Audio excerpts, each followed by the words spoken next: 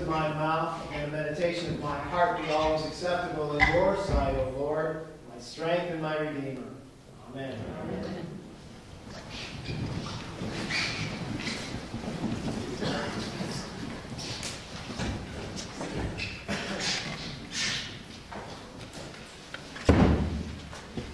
Before I start, I'd like to apologize for my voice. I have a very unusual malady this morning. It's called wedding throat, and it's caused by doing 3 weddings in the week right after Christmas week. So voice isn't what it usually is. I am older than I look. I remember the 3 wise men following the star. I was 13 years old at the time. And as an exclusive bit of New Testament detail, the kind you can only get here at St. Mark's in Chenango Bridge, I can tell you their first names. The 3 wise men on the journey following the star were Bill, and Jim, and Frank. I'm serious. The year was 1968. Bill, Jim, and Frank were following a star. They were star voyagers, or to use the more familiar word, astronauts. They were the 3 on the Apollo 8 mission to circle the moon for the first time and return safely. On Christmas Eve, 1968, they came around the far side of the moon. For the first time in human history, human eyes saw Earthrise.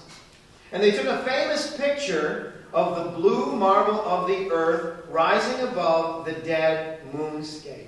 It is a stunningly beautiful image, and most people have seen it at one time or another. Seeing the blue earth from space can be a spiritual experience.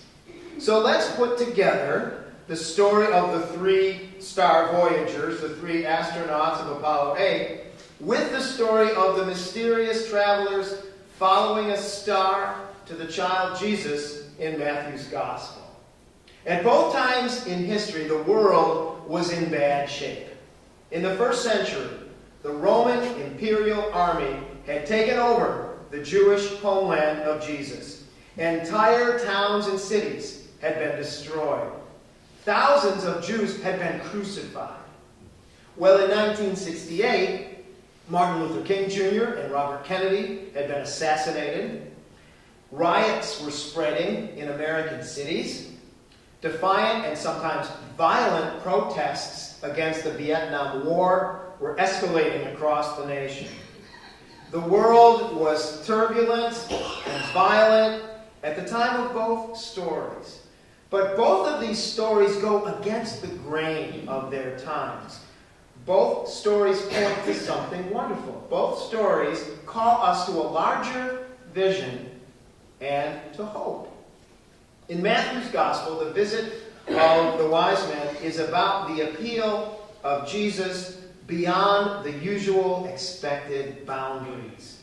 These wise men from the East were not Jewish. They were probably from the Zoroastrian religion in Persia. Matthew tells this story to show that Jesus is not just for his own set, but for those outside the family, those outside the religion, those outside the boundaries we create. Pagans were thought to be outside the boundaries of God's love. Only our kind was acceptable to God, and that's a continuing temptation for religious people.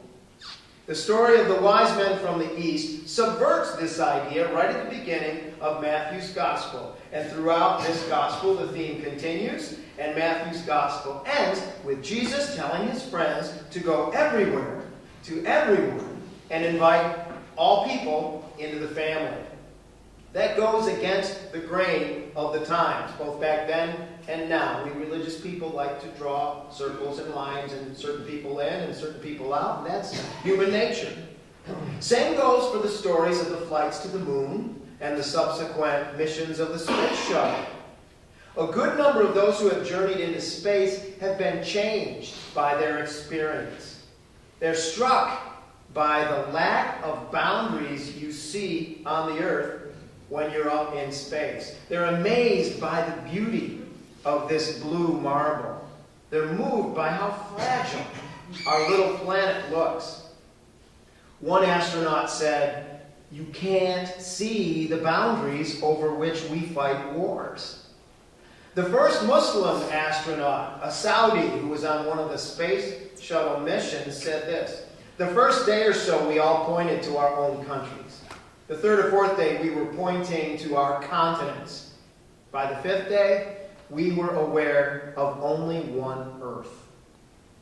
An astronaut from Apollo 12 said, "I'm not a religious person, but I think really the whole Earth is the Garden of Eden. We have been given a paradise to live in. I think about that every day."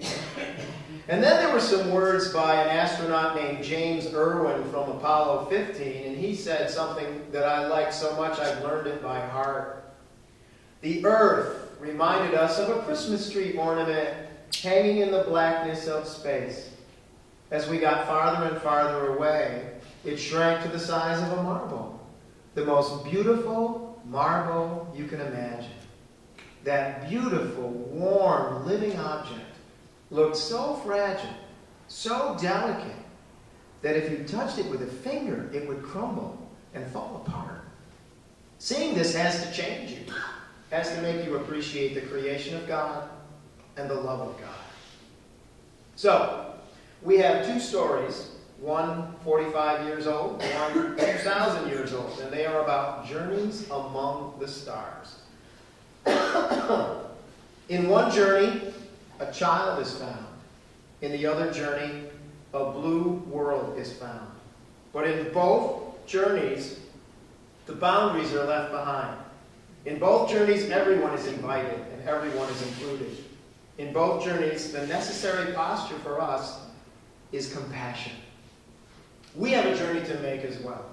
We have a light to follow and pathfinders who've gone before. We have a quest. What we will find is the love of God. What we will see is the beautiful blue planet that is our home. And what we will discover is that we are all in this together. It's our story now. We can follow our star. We have the light in our hearts. And we have the star child born in us again.